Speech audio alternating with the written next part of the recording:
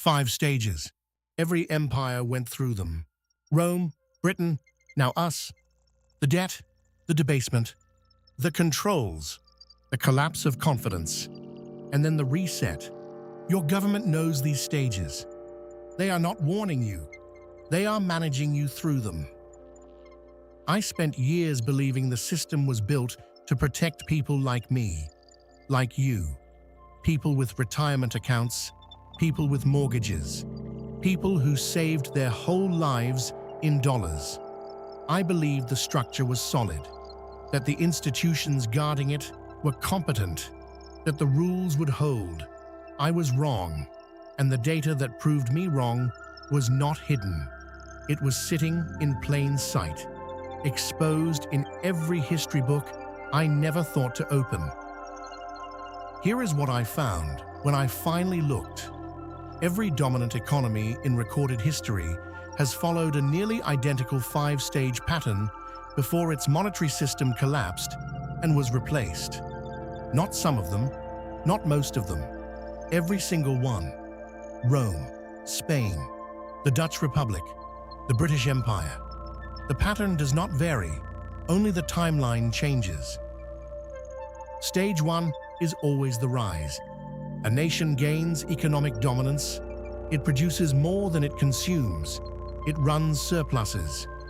Its currency becomes trusted globally. Other nations begin holding it in reserve. This was the United States after World War II. In 1944, the Bretton Woods Conference made it official. The dollar became the world reserve currency, backed by gold, trusted by every rebuilding nation on Earth.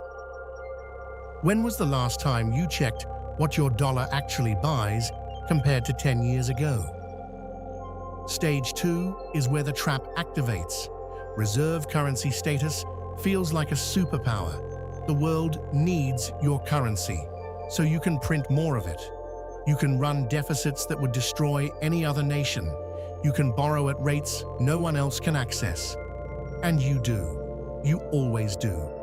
Because the short-term incentive is overwhelming. Every empire in history has made this identical choice. The privilege becomes the poison. On August 15, 1971, President Nixon suspended the dollar's convertibility to gold. That single act severed the last structural restraint on monetary expansion. Before that date, every dollar was theoretically anchored to a physical asset. After that date, the dollar was backed by one thing only: confidence. Not gold, not production, not reserves, confidence. And confidence is not a mechanism. It is a sentiment. Sentiments change. I used to think that moment was a policy decision, a temporary adjustment. That is how it was framed. Nixon called it temporary. Over 50 years later, the temporary measure has become the permanent architecture of the global financial system. And within that architecture, the United States national debt has grown from approximately $400 billion in 1971 to over $36 trillion today. That is not a policy outcome. That is a structural inevitability. Do you know which stage we are in right now? Let me show you what Stage 2 looks like when it reaches maturity. Rome did not collapse in a day. The Roman denarius started as a coin of nearly pure silver, roughly 95% silver content. Over 3 centuries, emperors gradually reduced that silver content to fund military campaigns and domestic spending. By the end, the denarius contained less than 5% silver. The citizens still used the coins. They still called them denarii, but the value was gone. The name survived. The substance did not. That is debasement. It does not announce itself. It does not arrive with a crisis. It arrives as policy, small adjustments, necessary measures, temporary responses to temporary problems. each one rational in isolation, each one invisible in the moment, and each one irreversible in the aggregate. By the time the public recognizes what has happened, the transfer is already complete. I need you to understand something about reserve currency status. It is not a reward, it is a timer. The mechanism works like this. When the world demands your currency, you must supply it. To supply it, you must run trade deficits. You must spend more than you produce. You must send your currency abroad. This is not a choice. It is a structural requirement of being the reserve. And the longer you hold that status, the deeper the deficits, the greater the debt, the more dependent the system becomes on the very expansion that will eventually destroy it.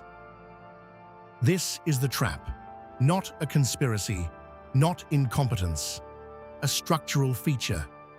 The privilege of reserve status requires the behavior that guarantees its own destruction. Every empire that held this position discovered the same truth. The British pound, the Dutch guilder, the Spanish real. The pattern is not a theory, it is an exposed record, exposed in ledgers, exposed in debased coins, exposed in the ruins of monetary systems that once seemed permanent. If every empire before us followed these 5 stages, what makes you believe we are the exception? I believed we were the exception.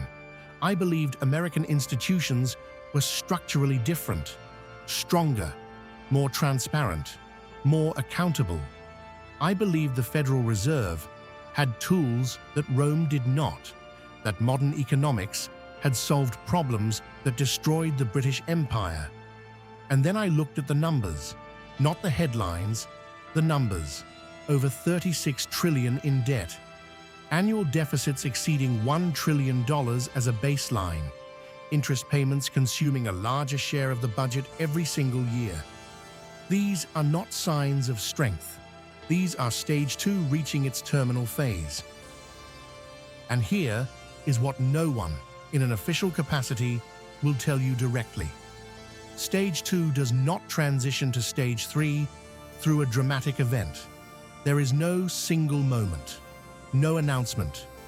The transition happens when the math stops working quietly, when the government can no longer service its debt through normal revenue, when it begins borrowing to pay interest on previous borrowing, when the central bank becomes not just a lender of last resort, but the lender of only resort. That transition is not hypothetical. I will show you exactly how that machine runs, and I will show you why, once it starts, no one has ever found a way to turn it off. I will show you why no one has ever turned it off, because the machine was not designed with an off switch.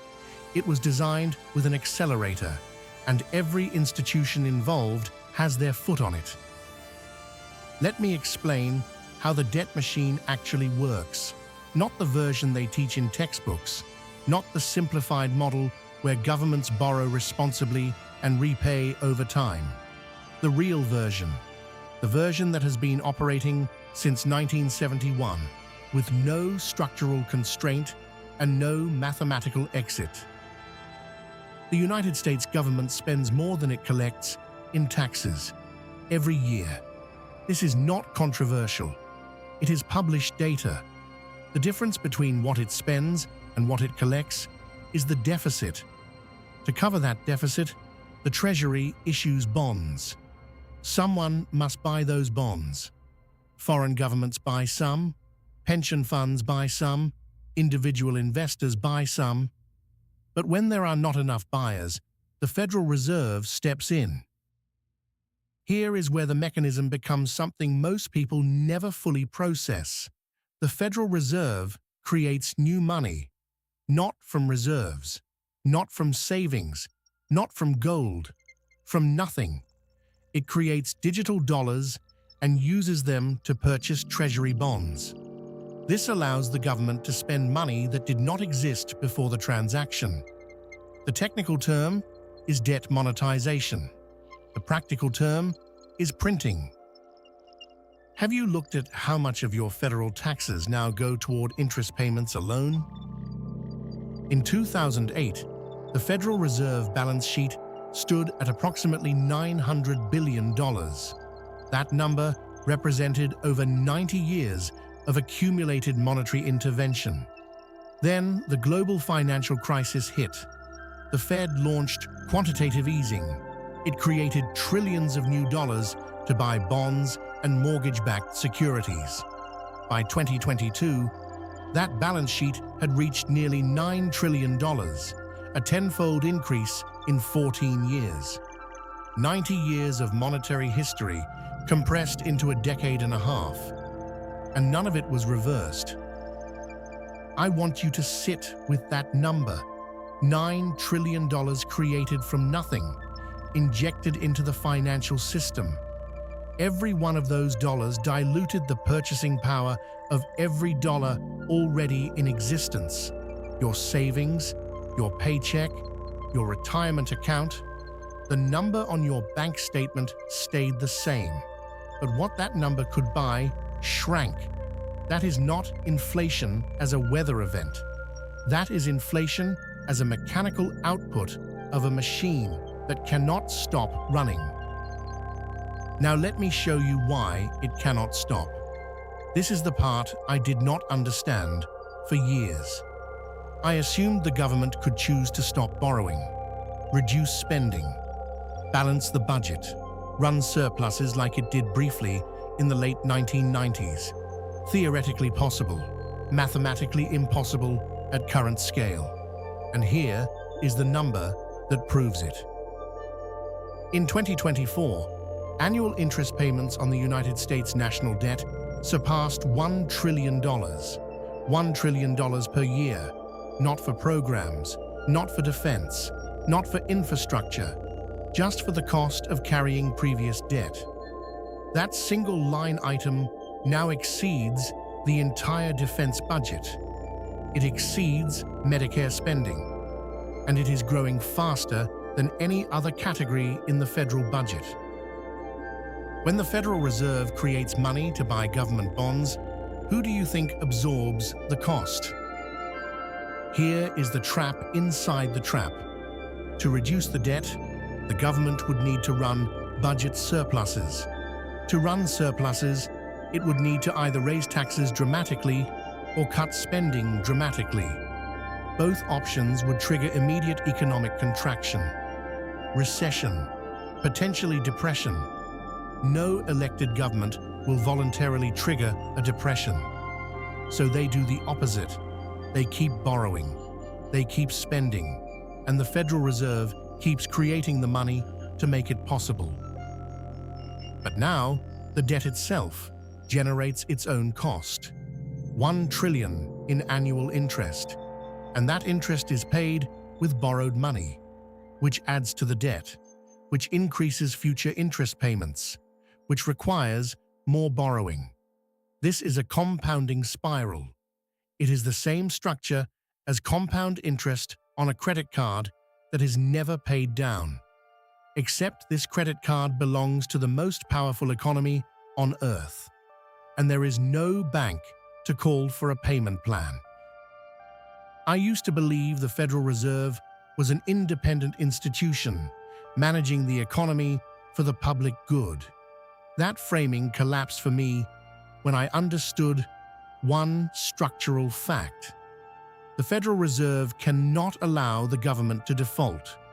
A US default would collapse the global bond market. It would destroy the reserve currency system. It would trigger a financial crisis that would make 2008 look like a correction. So the Fed must always be available as the buyer of last resort. And being the buyer of last resort means creating money. And creating money means debasing the currency. The independence is structural theater. The US debt to GDP ratio has exceeded 120%. I need you to understand what that number means. It means the nation owes more than the total value of everything it produces in a year. Historically, That threshold has been a point of no return, not because of a specific rule, but because above that level, growth can no longer outpace debt accumulation. The debt grows faster than the economy. The gap widens every year, and every attempted solution makes the underlying problem worse. If your savings account earns 3%, but inflation runs above 5%, are you gaining wealth or losing it? Let me frame this in terms of your life. You go to work, you earn dollars, you pay taxes. A growing share of those taxes goes to interest on debt that was accumulated before you were consulted. The remaining dollars you keep lose purchasing power every year because the system requires new money creation to avoid collapse. You are not building wealth.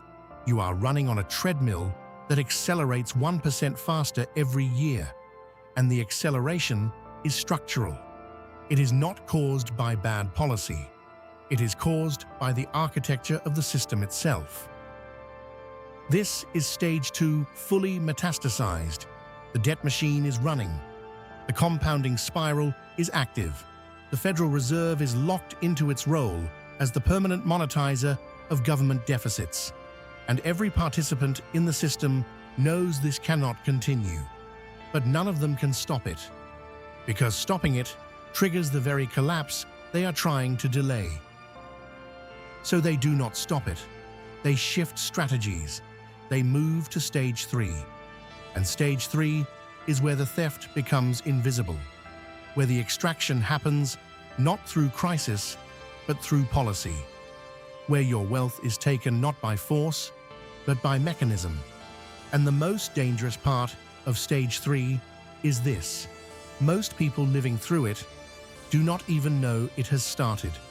I did not until I saw what financial repression actually means and who it is designed to consume.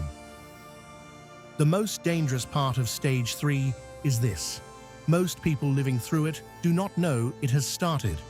I did not until I traced the exposed mechanism back to its origin and realized it was already operating inside my own retirement account. Stage 3 has a name. Economists call it financial repression. But that term is designed to sound academic, sterile, theoretical. It is none of those things. Financial repression is a deliberate policy framework in which governments reduce the real value of their debt by ensuring that interest rates remain below the rate of inflation. That single sentence describes the most efficient wealth transfer mechanism ever engineered, and it requires no legislation, no vote, no public announcement. Here is how it works in practice. You hold savings in a bank account or a bond fund. That account pays you a nominal interest rate, say 3%. Meanwhile, the real rate of inflation runs at 5% or higher. Every year, you lose 2% of your purchasing power. Not on paper. On paper, your balance grows. But in reality, in what your money can actually buy, you are poorer every single year. And this is not a side effect. This is the design. Have you noticed that other nations are beginning to settle major trades in currencies other than the dollar? Carmen Reinhart and M. Belen Sprancia published research documenting this exact mechanism across dozens of countries over decades. Their findings were not ambiguous. Governments that accumulated unsustainable debt levels consistently turned to financial repression as the primary tool of debt reduction. Not spending cuts, not tax increases, not growth, repression. Because repression is invisible. It requires no congressional approval. It generates no headlines. It just slowly drains the real value of every fixed income asset in the system. I want you to understand who financial repression targets. It does not target the wealthy. The wealthy hold real assets, real estate, equities, businesses, commodities. assets that rise with inflation. Financial repression targets the middle class. It targets savers. It targets retirees living on fixed incomes. It targets anyone whose wealth is denominated in the currency being repressed. If your retirement plan holds bonds or cash equivalents, financial repression is extracting value from you right now, silently, legally, by design. This is the part that broke something in me. I spent 20 years being told to save, to be responsible, to put money into retirement accounts, to trust the system. And the system was architected so that the very act of saving in dollars would become the mechanism of my loss. The incentives I was given were the trap. Save in dollars, hold bonds, trust the rate. And while I followed those rules, the structure was engineered to transfer my purchasing power to the government's balance sheet. If your government needed to keep you from moving your money, how do you think they would frame it? Now I need to show you stage 4, because stage 3 cannot operate in isolation forever. Financial repression works only as long as the currency maintains enough international trust to function as a reserve, and that trust is now measurably eroding. In 1974, the United States struck an agreement with Saudi Arabia. Oil would be traded globally in dollars. This was the petrodollar system. It guaranteed that every nation on Earth needed dollars to buy energy. That structural demand for dollars allowed the US to run deficits and print money at a scale no other nation could survive. The petrodollar did not just support the dollar, it made the dollar mandatory. I want to be careful here. The dollar has not lost its reserve status. That is a fact. The dollar remains the dominant global currency by a significant margin. But dominance and invulnerability are not the same thing. The shift is not a cliff. It is an erosion. And erosions do not reverse once the underlying structure has been compromised. The underlying structure has been compromised. Do you know what financial repression is? Because data suggests it is already being applied to your retirement account. Let me connect these two forces. Domestically, financial repression is draining the purchasing power of your savings. Internationally, the institutional trust that allows repression to function is eroding as nations build alternatives to dollar dependency. These two forces are not separate. They are the same process viewed from different angles. One is the internal decay. The other is the external response to that decay. And together, they form the corridor that leads to stage 5. I used to think financial resets were ancient history. Roman coins, Weimar banknotes, things behind glass in museums. Then I realized something that changed how I see every number on every screen. The reset does not announce itself as a reset. It announces itself as modernization, improvement, necessary adaptation. The language is always forward-looking. The effect is always the same. Wealth transfers from those who held the old instrument to those who designed the new one. And the new instrument is already being built. We can see it, we can name it, and we were never asked whether we wanted it. We were never asked whether we wanted it. That is not an oversight, that is the pattern. In every financial reset across recorded history, the replacement system was designed in rooms the public never entered. The transition was managed by institutions the public never elected, and the cost was absorbed by people who did not understand what had been taken until it was already gone. Stage 5 is the reset. I need to be precise about what that word means. A financial reset is not a crash. Crashes are acute. They happen in days or weeks. Markets fall. Headlines scream. Then the system stabilizes. A reset is structural. It is the replacement of the monetary order itself. The rules of the game change. The unit of account changes. The relationship between the citizen and the currency changes. And when that happens, the question of who holds real value and who holds a number on a screen becomes the only question that matters. When the system resets, which side of the wealth transfer do you think you will be on? Let me show you what a reset looks like when it reaches the individual. In 1933, President Franklin Roosevelt signed Executive Order 6102. That order made it illegal for United States citizens to hold gold. Not foreign governments, not banks, citizens. Ordinary people were required to surrender their gold to the Federal Reserve. They were compensated at the official rate of $20.67 per ounce. Shortly after the confiscation was complete, the government revalued gold to $35 per ounce.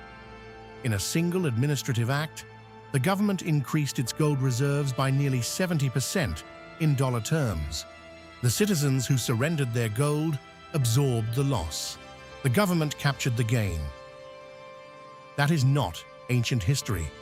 That is the United States of America, less than a century ago. That is Stage 5 executing against its own population, and it was framed as economic recovery, as necessary emergency action, as patriotic duty. The language was warm. The mechanism was extraction. I need you to notice something about that sequence. The government did not simply devalue the dollar. It first removed the public's ability to hold the one asset that would have protected them from the devaluation. Then it devalued. The order of operations is critical. First, eliminate the exit. Then execute the transfer. This is not a conspiracy theory. This is Executive Order 6102. It is public record. It is taught in universities. And the pattern it established has repeated in every reset since. If a new currency system launches tomorrow, do you know where your purchasing power goes? Now let me show you the present. Over 100 countries are in research, pilot, or launch phases for central bank digital currencies. The Federal Reserve has published working papers on a digital dollar. The European Central Bank is building a digital euro. China has already deployed a digital yuan in live pilot programs across major cities. This is not speculative. This is operational infrastructure under construction. I want you to understand what a central bank digital currency actually is. It is not a digital version of cash. Cash is anonymous. Cash is portable. Cash can be held outside the banking system. A CBDC is a programmable currency issued directly by the central bank. It can be tracked in real time. It can be programmed to expire. It can be restricted by geography, by category of purchase, by political designation. It gives the issuing government total visibility and total control over every transaction in the economy. Now connect that architecture to the 5-stage pattern. Stage 1, economic dominance. Stage 2, debt expansion enabled by reserve status. Stage 3, financial repression to silently reduce debt. Stage 4, international erosion of trust. Stage 5, the reset, the replacement of the old system with a new one. A CBDC is not a reform of the old system.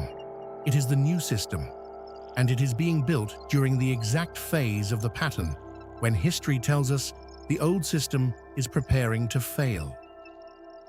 I do not say this to predict the future. I say this because the pattern has no historical exceptions, and the data points are not ambiguous. The US dollar has lost over 97% of its purchasing power since the Federal Reserve was created in 1913. That is not a failure of the system. That is the system functioning as designed. The dollar was never meant to preserve your wealth.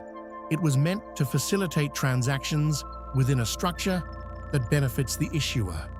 And when the issuer needs a new structure, the old currency becomes the cost of transition.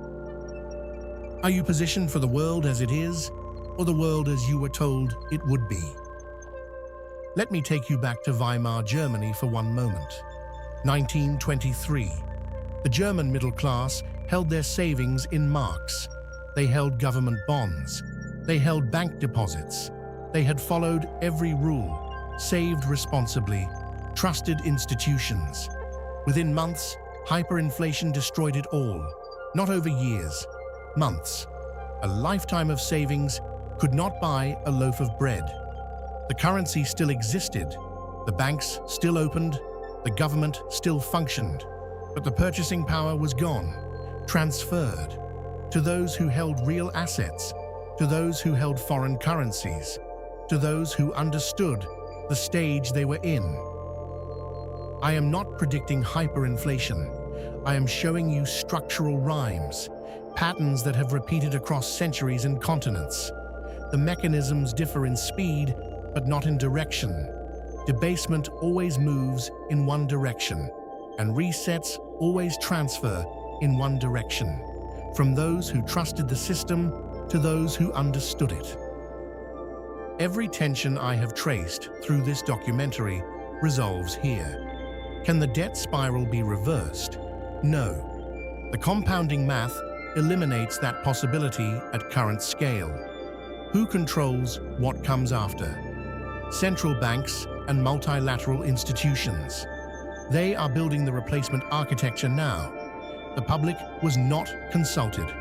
Are we already inside a financial reset? Map the 5 stages to current data. Stage 1 is historical. Stage 2 is complete. Stage 3 is active. Stage 4 is accelerating. Stage 5 is structural. This is the part where I am supposed to offer reassurance. I am supposed to tell you that institutions will adapt, that policymakers will find solutions, that innovation will solve the math. I cannot do that.